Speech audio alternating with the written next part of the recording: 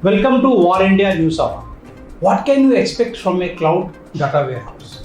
If there is one lesson to be learned from the pandemic, is that organizations should always be prepared for the worst, as well as have a strong backup plan to get agile and can be deployed in any scenario with minimal disruption.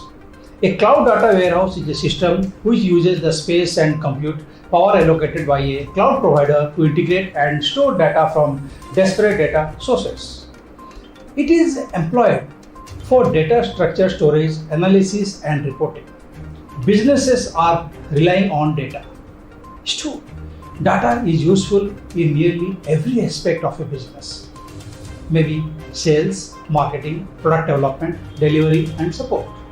While it is hard enough to harvest the abundance of customer data out there, storing it on a secure, balanced platform is an even bigger challenge. The modernization from on-premise to cloud is a process that organization addresses by working on the functional or technical depth that these applications bring along.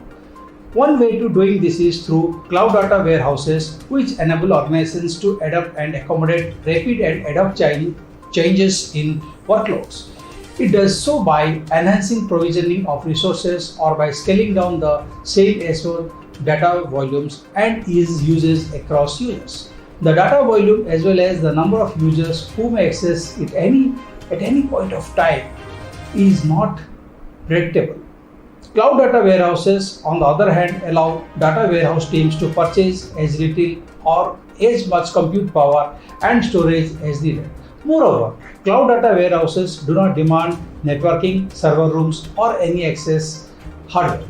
This enables organizations to analyze data faster and create accurate and critical insights for business in real time. Let's look into today's headline in War India. Facebook banned from processing personal data of WhatsApp users. Germany's lead data protection regulator for Facebook is banning the social network from processing personal data from WhatsApp users because it views the messaging app's new terms of use as illegal. It said on Tuesday, Hamburg's data protection officer Johannes Kasper, who heads the domestic oversight of Facebook under Germany's federal system as its country office is in Hamburg, announced this decision before a May 15 deadline for consenting to WhatsApp's new terms. AMD EPY processors to power National Supercomputing Center in Singapore. AMD announced that AMD EPYC 7003 series processors will be used to power a new supercomputer for the National Supercomputing Center, that is NSCC Singapore.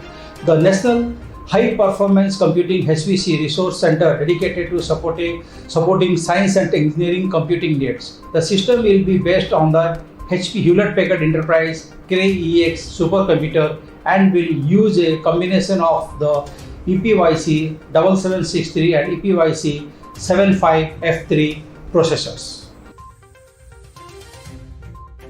Salesforce cloud services outage impacted across the globe.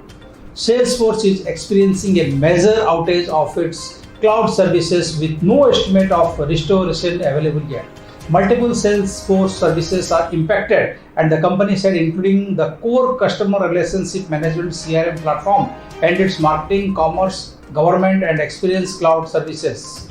Customers attempting to log in were greeted with a maintenance page. We are down from maintenance, sorry for the inconvenience. We will back shortly. The message reads, so said, the issues caused by the DNS issue. Vijay Sankaran is appointed as the CTO in Johnson Controls.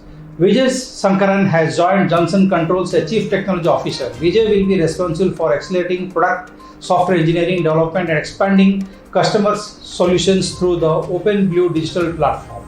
He will report to George Oliver, Johnson Controls Chairman and CEO. The company is on the mission to deliver sustainable buildings around the world and is innovating its solution with automation and new technologies.